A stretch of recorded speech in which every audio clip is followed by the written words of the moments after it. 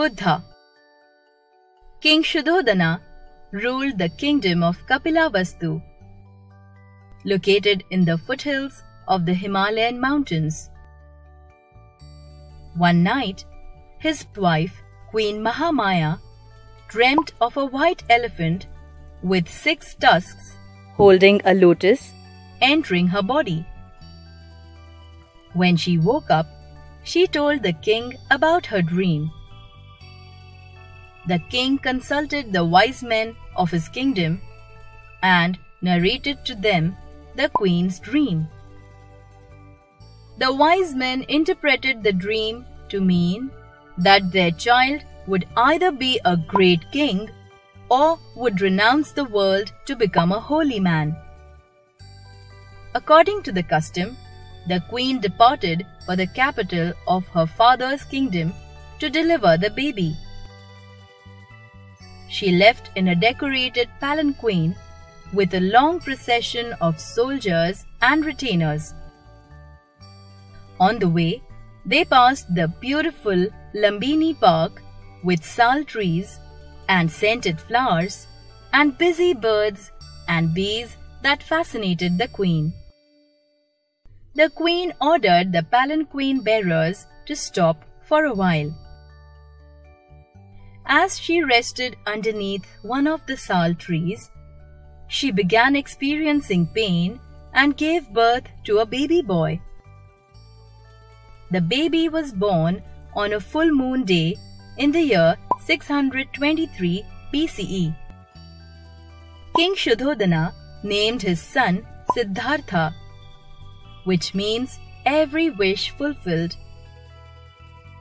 Unfortunately, Queen Mahamaya died soon after childbirth. Queen Mahamaya's sister raised Siddhartha with great love and care. Siddhartha was the only heir to the throne, and King Shuddhodana did not want him to renounce the world. So, he decided to keep the prince within the walls of the palace so that he would not be exposed to any holy man who may influence him. Siddhartha was highly gifted and mastered everything that he was exposed to. But he was a loner and an introvert. When Siddhartha was 16, King Shuddhodana got him married to the beautiful princess Yasodhara. In a few years, they had a son. They named him Rahul, conqueror of all miseries. King Shuddhodana rejoiced, for now it seemed less likely that Siddhartha would renounce the world. But soon after Rahul was born, Prince Siddhartha began to feel restless. He was curious about what lay outside his sheltered world.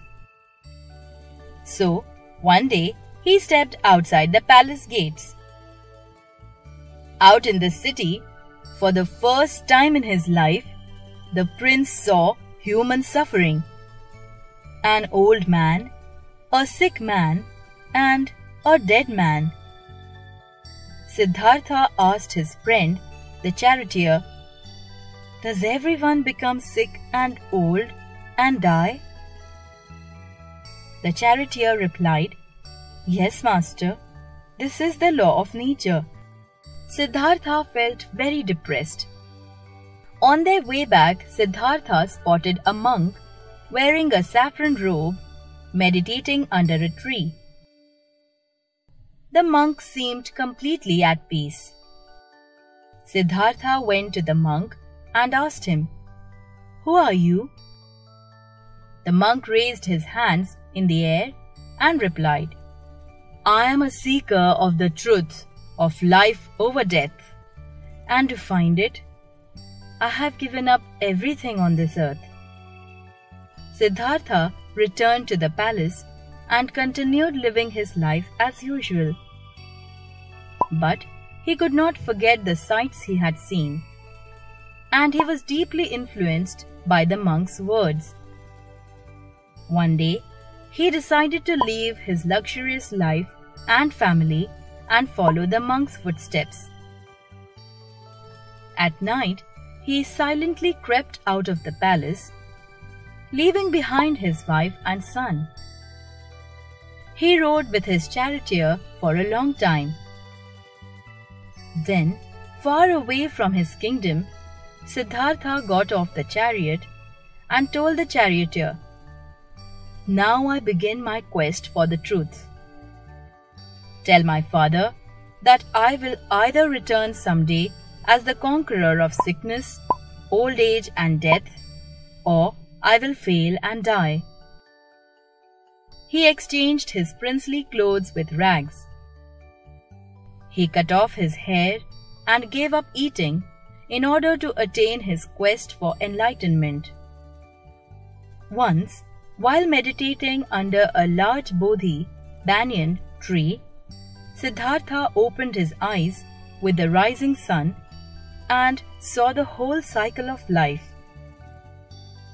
The whole mystery of life was solved. Siddhartha's search for the truth had ended. At the age of 35, he attained enlightenment and became the Buddha. He left the shelter of the Bodhi tree to go forth and teach others what he had learned.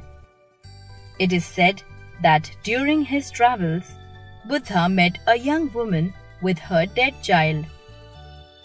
The woman begged Buddha to bring her child back to life.